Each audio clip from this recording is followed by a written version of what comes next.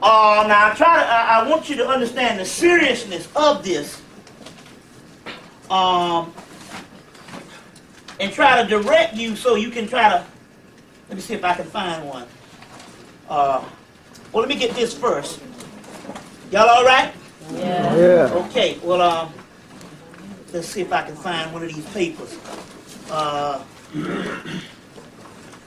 if I can find one of these papers. Let's see. Let's see, hold on. Yeah, okay, good. See if I got a memo. First of all, show you mind control. This is the Vogue Millennium Special that came out during Christmas. Right. With all these women. You see. You know, you got two black women up in there, honorary Negroes. You know what I'm saying, up in here and all. But nevertheless, this is the Millennium Special. So in this book, they're going to start showing, oh, this is a century of women. You know, women. Ooh, they have a picture of Blythe Danner and her daughter Gwyneth Paltrow. Another picture somewhere they had over here, I don't know. A writer. Ooh, pictures of women in the military. You know what I'm saying? I think it's that sister there might be. No, that's a woman, and there's two of them right there and all. Why do sisters always end up looking like that? You know. Here's one, they even trying to copy the ethnic thing. You know, we even going global with the shit. Body painting and all this type of stuff. Ooh, cheerleaders and, you know, different color guards or whatever, you know. Whoever, you know, whatever you call them, majorettes or whatever. Ooh, here's some dainty white women coming from a bridge party, you know, tea and whatever the shit is, the British looking stuff, you know. Crumpets or whatever, with their little, so they go to meeting hats on and shit, you know. Ooh, you know, but just real classy. Here's a woman that's abroad, you know, the actress and stuff, you know. Just showing the different women in the different roles, if you can see this thing, you know. Ooh, here's a old cracked up cracker, but still yet, you know, just the elderly matriarch, and ooh, here's two Supreme Court justices. Now this is getting major now. Wow, two Supreme Court justices. You know, here's Courtney Love. She represents the leftover hippie style, but that's even still noble. Yeah, right. You know, and stuff like that. You know, they went through that whole 9 yards. Oh, here goes some real nice classic crackers. You know, with the with the paintings and you know the whole Victorian look. You know, dainty and stuff that we try. Here's Oprah. You know, she earned the right. She done buck dance enough. You know what I'm saying? To be on here and all. But see, there's something freaky about her. You see, my point is this here. It's one thing to say that, you know, I don't really want to get married. And you got $1 billion, you the richest woman, and I don't really want to get married, and you know, and that's cool. But here's a woman that announced her wedding, and got more money than any black person in the world, but can't seem to land a man that she says loves her and is supposed to be getting married to her, who is gay. So that's some freaky stuff. See, they don't put you up there now unless you have some type of offshoot clandestine lifestyle. Now, my point is, why don't you dump this Stedman ass and get you, I mean, shit, half the niggas up in here goddamn shack up with Oprah. And Oprah ain't looking bad now, you know what I'm saying? You know what I'm saying and all, you know? You know, so my point is but that's that old freak shit still. You understand what I'm saying? They tell her what to do. Now, it's one thing to say you got, now I'm not saying this patriarchal thing that you ain't worth nothing unless you have a husband. I'm not saying that. But I'm talking about a person that says she wants to get married and got all $1 billion in the world and can't seem to land a husband. That's some freaky shit. You know what I'm saying? She can dust off 1,000 niggas off the street in Chicago and buy their ass some fineness. But yet she can find half the Negroes that's professional she can get with all the money she got. Even she didn't have no damn money.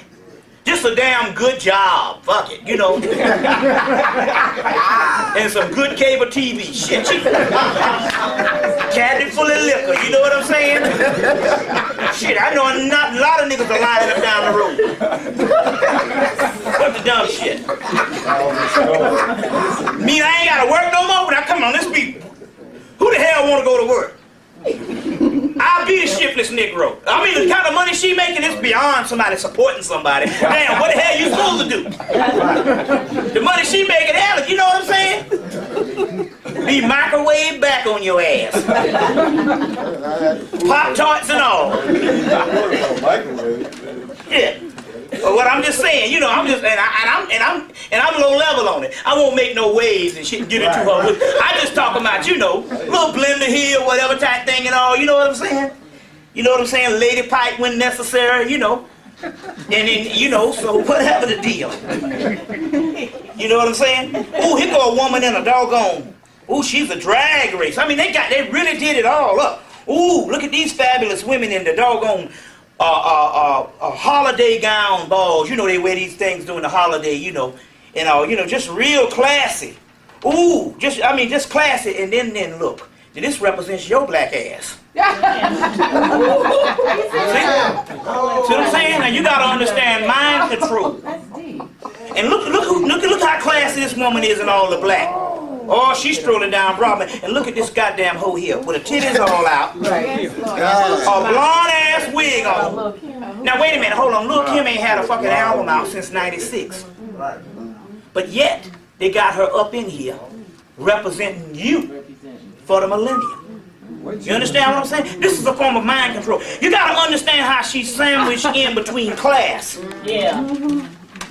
And we ain't talking about just class based on European. They could have put some African sisters up in there, or just could have put some sisters. Why couldn't you have some sisters in some dresses like this? Put some classy sisters in. Classy sisters or whatever. No, but you got to understand, sandwich in between, and then not only that too, sandwich in between. See, black and white is real prestigious. Yeah, right. See, your black and white photograph is become an art form in America. Now she becomes a color one and is sandwiched in between another black and white photo, and this looks classy, and look at this goddamn freak here. This skis asshole here. You gotta understand what time it is.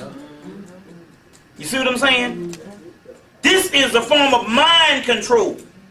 Then they got her on Out Magazine. Out Magazine is the gay magazine, and she's saying she wanna be the gay diva. You see what I'm saying? Her on Out Magazine, and then all these powerful so-called women. You see, they got it. You know, they got Iman here, but you know, like I said, she married a man with a wore a dress during all the '70s, David Bowie. But my point is that she, you know, and Naomi Campbell, she done slept with enough white men to earn a place, up here and all this kind of thing here and all, because she made Vogue a lot of money. But the point I'm trying to make, this is a form of mind control. Yeah. And they got her plastered all over on buses in New York. Now they got your boy Tyrese all in big billboards. They got a picture of Tyrese with his shirt off. That's the new singer, you know. Right. But then they got him. They got a picture of Tyrese laying on the couch with his head on a white woman's lap. Mm-hmm. See, this is a form of mind control. You see what I'm saying? In the millennium, to say in actuality, these people are savage. You see what I'm saying? These people have lost their doggone mind. Now, this is the Faith and Values paper of the Atlanta Journal and Constitution. Saturday, January the 1st, 2000. And it says, challenges ahead. As Christianity enters a new era, scholars say it would continue to reshape and renew itself. So Christianity is key. Okay? Christianity is key. They got the Pope down here with his old rheumatism arthritis ass. You know. But they're showing now, this is very key. You got to understand this. Number one, this is the January the 1st. Okay? That's very key. Okay. On the same page is a picture of the Minister Louis Farrakhan. Right. Nation of Islam message of unity. Show you on the same page. Big, white hands praying. Small, Minister Louis Farrakhan. This represents the sustaining and the rise of the reemergence of the Christian fascism that killed so many people as a doggone war machine. You know, you had the land, they had the Bible. You got the Bible, they got the fucking land. You know the deal. Missionaries, mercenaries, all of it the damn same. preying on indigenous people. That's what Christianity is, a slave machine. And it goes right along with slavery and capitalism. There's no way you can separate the two. It is why you are not. And it is the glue that keep you in place for not being shit. Let's not be funny with this damn mess. Now, here it says the Nation of Islam leader, Louis Farrakhan, re-emerging in the public after months of illness, says that his near-death experience, look at the lie this nigga is talking about, has changed him. Speaking recently in Chicago, a fit-looking Farrakhan has preached the message of unity of all races and religions for the next century. In the past, he has publicly criticized whites, anti-whites, Catholic, and Semitic remarks. He says, anti-Semitic remarks, only through our atonement can we be forgiven for what we have said and done to injure human beings.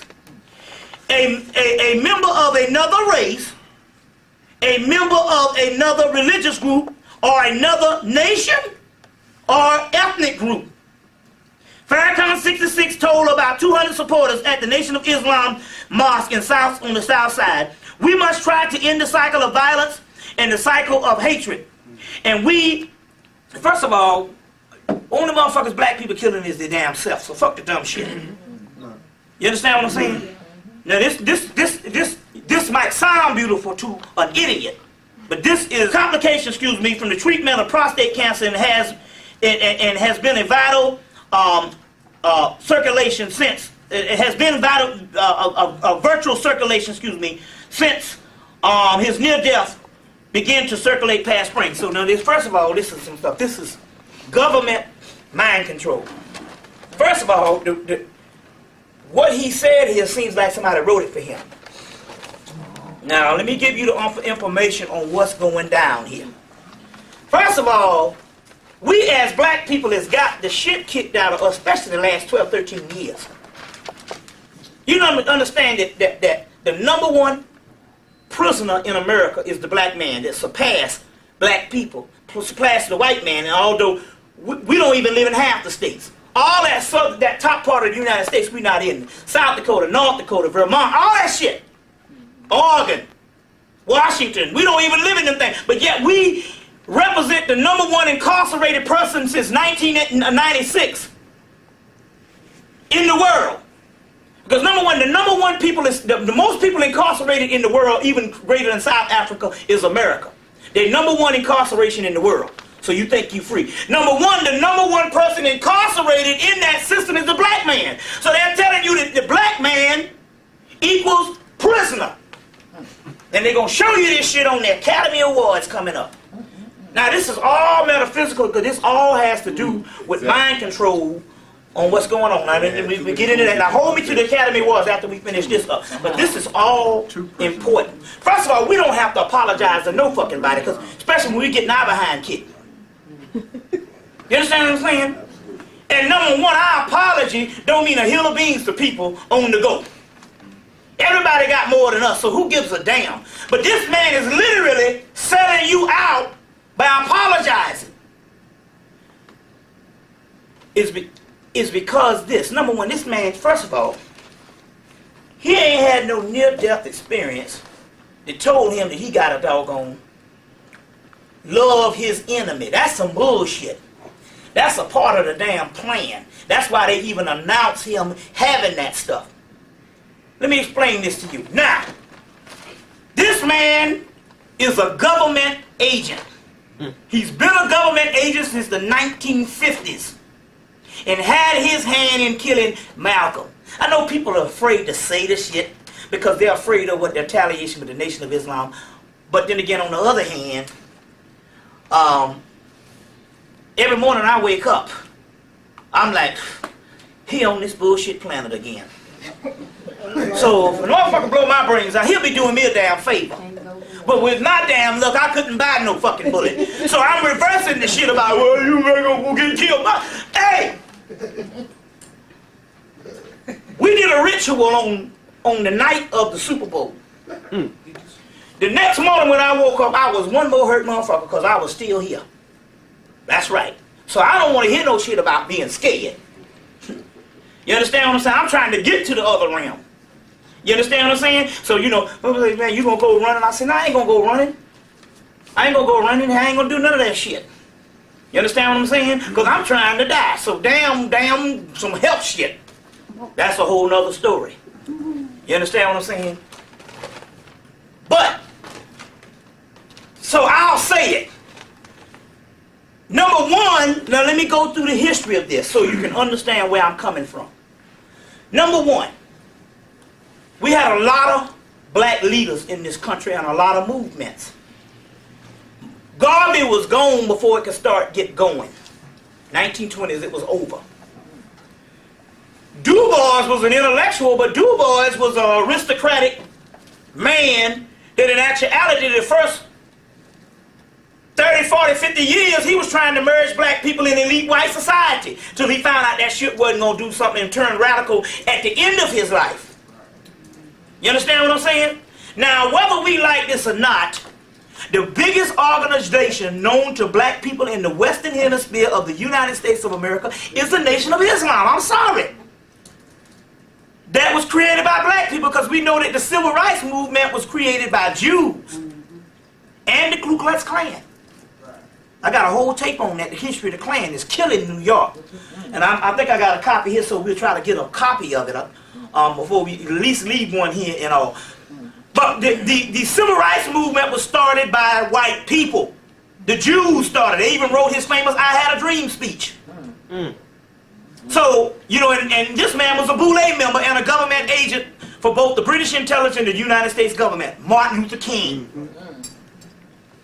You see what I'm saying? And like I told you, all Martin Luther King, they got Martin Luther King boulevards all across the country where black people are, and even some states where they're not. But when you go to the original Martin Luther King Street in Atlanta, and instead of going doggone west, you go east on it towards town, and you stay on it, and you'll end up into the Confederate graveyard. The graveyard where first of all, where's the capital of the Confederacy? Atlanta. The Confederate graveyard, even Margaret Mitchell, the bishop wrote Going with the Wind, she's buried there. And all the high Klan members, this is their most elite stuff. Well, I want to ask you something. Why would the street of this black man start in the Confederate graveyard? Because he was a government agent, one of their greatest agents. You've been fucked up ever since that damn civil rights shit came down because it destroyed your empire. Before that shit, you had everything. Now you don't have nothing. Oh, you got more money and you got cars and all, but you don't have no community, no nothing. You are a dispersed people. You understand what I'm saying? And the only significant people in the town is brothers like you and I. Rest of the motherfuckers ain't shit. Breath though, it ain't even worth putting breath in them. Now, the key here is that the number one organization was the Nation of Islam, and what was so spiritual about it, it was started in mysterious origins, and the wisdom came from a man with a 3rd grade or 4th grade education. And that's why the government, understanding spiritual laws, they understand that this is the manifestation of a group of people and the manifestation of a rise of a sort of priesthood that was prophesied in ancient rabbinic lore from ancient Hebrews, as well as the Hermetic literature, as well as the Camelot in the Moorish doctrine of the Camelot and the Arthur's Grail. So they understand and they located and they pinpointed that. That's why they had to work around the clock to destroy it. You see what I'm saying? And the main way you do that is to put an infiltrator up in there. You see what I'm saying? Now this man had a 3rd grade education. Number one, he told you that black people was crazy. Long before anybody else did it. Carter G. Wilson alluded to it. About the miseducation of the Negro. But it wasn't until Nathan and Julian Hare in the 70s and Naeem Akbar and other people in the 80s say, yeah, there is something wrong with the way we think. But Honorable Elijah Muhammad said it damn 60 years ago. You understand? He told us that the white man was the devil, but you know what that also means also too? If you can't even buy the mythology, now David Icke and all these white people that come around, they're telling you about the Illuminati and these people controlling people's lives. Well, that all went under the banner of what Honorable Elijah Muhammad told you. If the man the damn devil, then all that shit would apply. That's right. You understand what I'm saying? I mean, he told, for the 4th grade education, just about all of the science of greater knowledge and mysteries, and he told us we was the oldest people on the earth long before they start coming up with the whole anthropology thing. So my point is this man with a 3rd grade education would say stuff that in actuality on this rudimentary level is dealing with all the stuff we're dealing with now. If you just take it and magnify it into the stuff we're dealing with, so you might not think it's nothing great about that the white man does. So as far as he was concerned, once he died, they was going to make sure that they got in control, and they kept in control of that by implanting their agent. Now, so for this nigga apologizing, and he was in on the shooting of Khalid Muhammad. Yeah, this nigga was. I believe it. He was in on that shit. You see what I'm saying? Of the assassination that got botched up. He was in on it, because this man is a government agent. Now, because, and where, that's right, that's right. Has something to do with the Malcolm thing, because the new book out on Honorable Elijah Muhammad is saying that they had an Asian up in there the whole time. That wasn't nobody but Farrakhan. That's what his name means. Turncoat. Now let's not be funny with this mess. It's not like I'm dethroning a man that's still up there fighting for you. This man done buck dancing and sold out. This man ain't been the same since the damn late 80s, early 90s. He been buck dancing for at least the last 7 years. But what it is our mind can't let go, and our mind can't accept the fact, because he was such a powerful figure.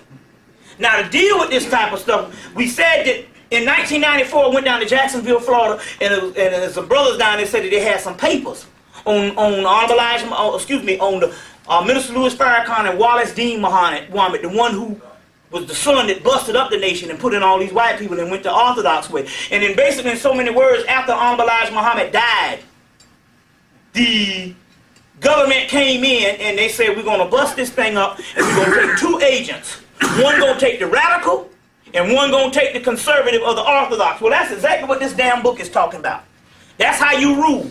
You create the radical and the Orthodox. You create the right, you create the left. You create, you know what I'm saying, the liberal and the conservative. And they did that. Now, it's interesting because you can get some of his take, and he talking about how he was in a room with all this money.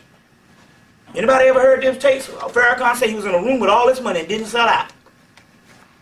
Now let me break this thing down, because this is very important. Y'all all right? Are we all right? Now let me break this thing down to you.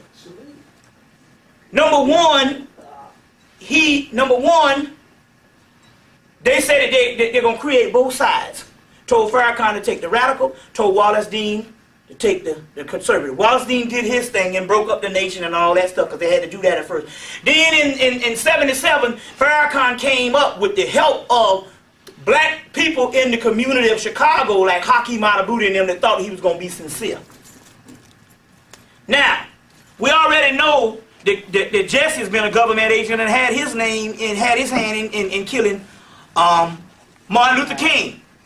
And what's his name has done a whole tape on that thing. Steve Coakley had his hand on killing Martin Luther King, who was a government agent. Martin Luther King. Now, how you say, well, man, how is everybody a government agent? Because you must understand, the media does not give you someone. We'll start back when we start back. The media does not give you someone on a mass media level nationwide that is not down with them. The reason why I know is because I'm looking at me and my own experience. I'm virtually unknown. Now some sister, I told her in 95, don't put me on the cable show. She got to give them a cable show at public access up in Manhattan, give them some videos. And I said, no, don't put me on there. Well, the week I told that motherfucker not to put me on there, I believe she put me on there. And it was years later, and somebody said, yeah, I saw you on TV. I'm like, what the hell? But anyway, it's cool and all, but then again, it ain't me willingly going on TV. It's a video, and it's like 2 o'clock in the morning and stuff. And that's, you know, so as far as they're concerned, that's clandestine anyway, and it's on cable, public access. But I'm telling you, a person that they give to you as a leader, they got white people, they don't even mention their name. So anybody that they give to you is already an agent. So so Jesse, they gave you him, but then again, Elijah Muhammad told you in the Fall of America and in Theology of Time that this man would do anything to get on the side of the white man. Well, why is it that Farrakhan comes to the world stage? We didn't know who he was until he stood up with Jesse Jackson in 1984, and the whole Jaime remark came out with Jesse Jackson, and the gutter religion came out with him. That shit is all government. And so you say, well, how is this? This man talked all this shit about white people. See, the mystery here is the white man don't give a damn if you talk stuff about him. See, the key here is we're going to build a black leader. And we want him to be radical. We want him to go around the country talking shit about white people. Okay? We raise him up to a certain level. Okay?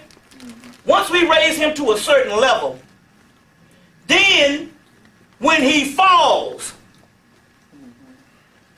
that makes him look worse. You understand what I'm saying? So this was a whole plot from the get-go.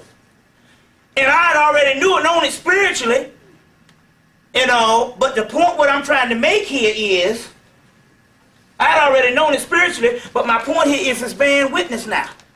You see what I'm saying? Because this man is apologizing, and he's apologizing on the 2000. So what is this saying? This is saying that in order for white people to go into the millennium, they have to get rid of and lay to waste that which was one of the most North America, and they leveled it because they took a leader and they raised him to a certain level and a certain magnitude, and to bring him down to say I'm wrong on the page of Christianity.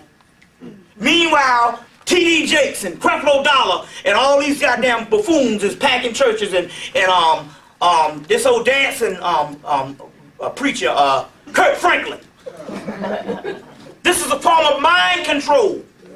But the key, this represents 2000. This represents the total destruction of the Nation of Islam, with the apology of Farrakhan apologizing for you for something that you didn't do but get kicked in the ass. You got to understand the science on the major in a little color picture, and then they made him small. You got to understand this is major. You see? This is major. So we're going to go to a break. How much time you got left? Right now. We're going to go to a break. For the people that want to get the rituals and the Osiris book, we got some other things. You can come up, and get the